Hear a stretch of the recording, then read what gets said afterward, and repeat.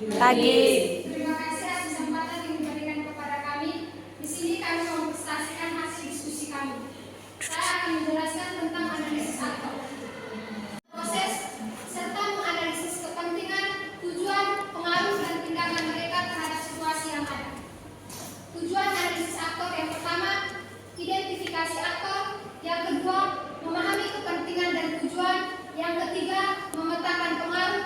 Yang keempat, mendapatkan gambaran umum sistem aktor.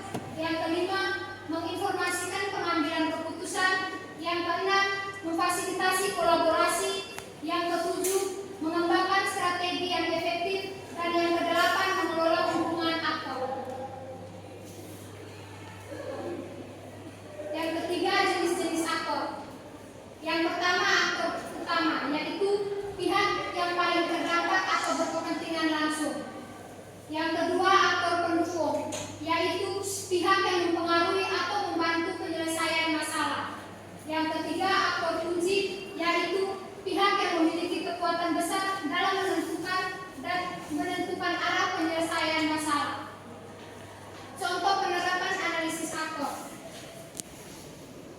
Di sini ada 4 kolom. Yang pertama, aktor atau pemangku kepentingan. Yang kedua, peran dan fungsi. Yang ketiga, kategori. Dan yang keempat, peran yang diharapkan. Contoh yang pertama, perangkat atau pemerintah desa, kepala desa, sekretaris desa dalam penyusunan RKPDS dan APBDS. Sekretaris desa memegang peranan penting. Peran dan fungsinya yang pertama, memegang kekuasaan, mengelola keuangan dan aset desa.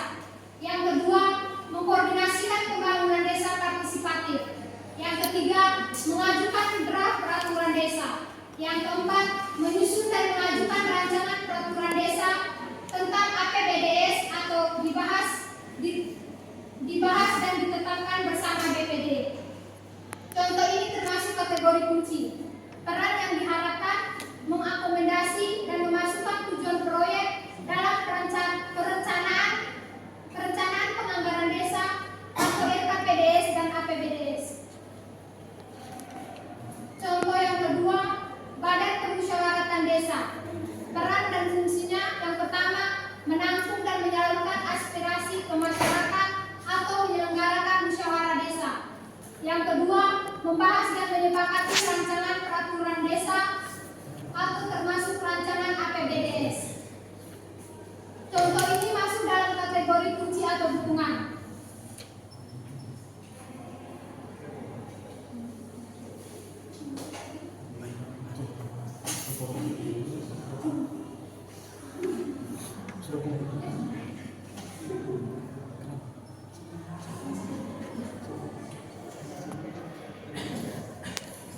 Peran yang diharapkan yang pertama, membantu mengarahkan masyarakat atau musyawarah desa untuk mengusulkan atau memprioritaskan apa yang dimaksud dalam tujuan proyek.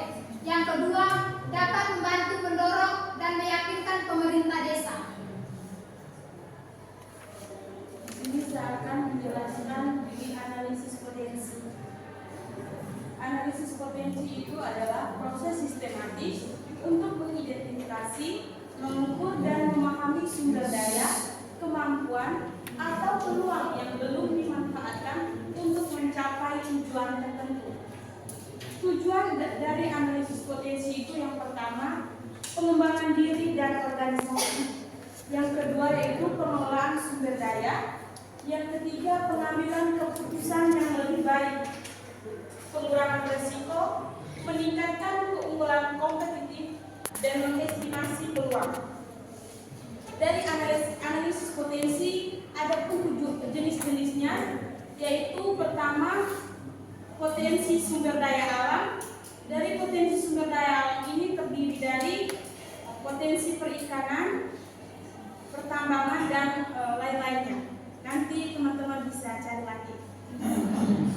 Yang kedua, potensi sumber daya manusia. Yang ketiga, potensi sosial budaya. Keempat, potensi ekonomi. Dan kelima, potensi infrastruktur. Dari analisis potensi yang ada, kami menganalisis potensi sumber daya alam.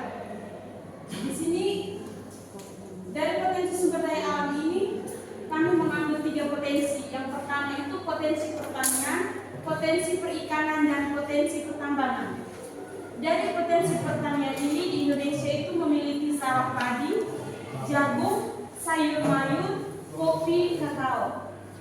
Dari potensi pertanian ini mendukung ketahanan pangan dan kesejahteraan masyarakat.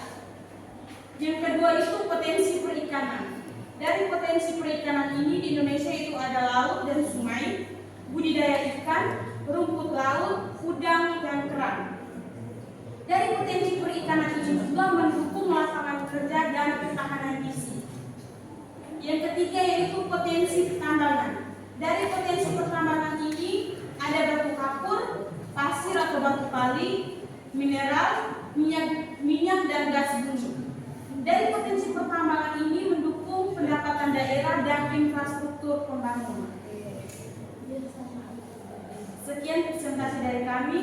Kami memberikan waktu kepada tim penilai untuk memberikan penilaian.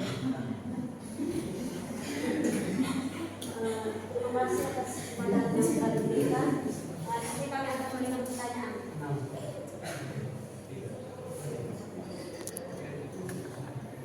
Pertanyaannya siapa saja akun kamu?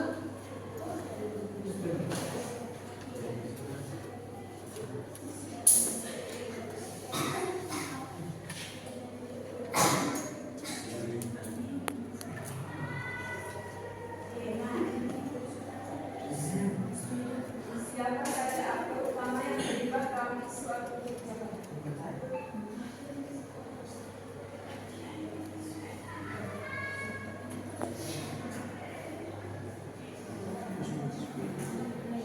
Pertanyaan kedua, apakah terdapat aktor pendukung atau aktor yang berdampak?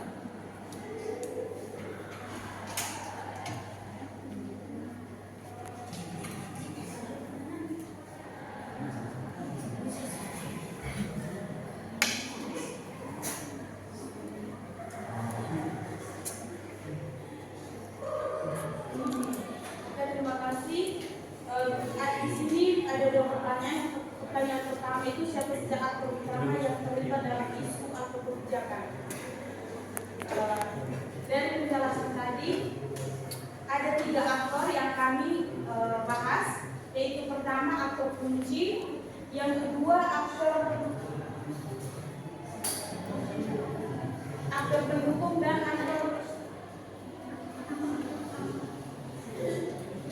yang pertama itu aktor utama, kedua itu aktor pendukung, dan ketiga itu aktor kunci.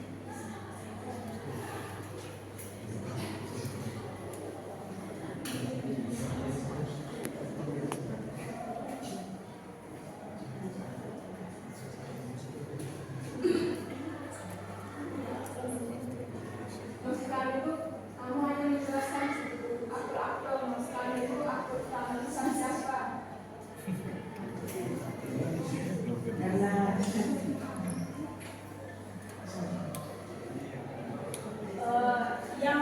Maksudnya siapa saja aktor utama yang terlibat dalam isu kebijakan. Nah, dari aktor utama itu yang terlibat dalam isu atau kebijakannya itu pemerintah, terus suatu instansi atau lembaga pemerintah, dan individu. Itu sekian. Yang kedua itu apakah ada aktor pendukung atau aktor terdampak?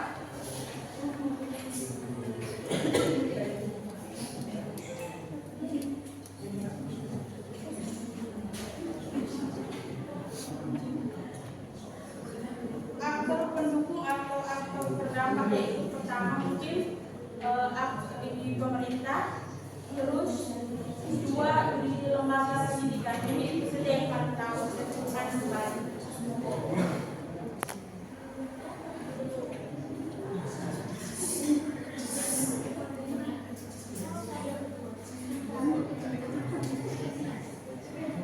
Ya, nama bisa kami terima. Sekarang kami akan memberikan nilai.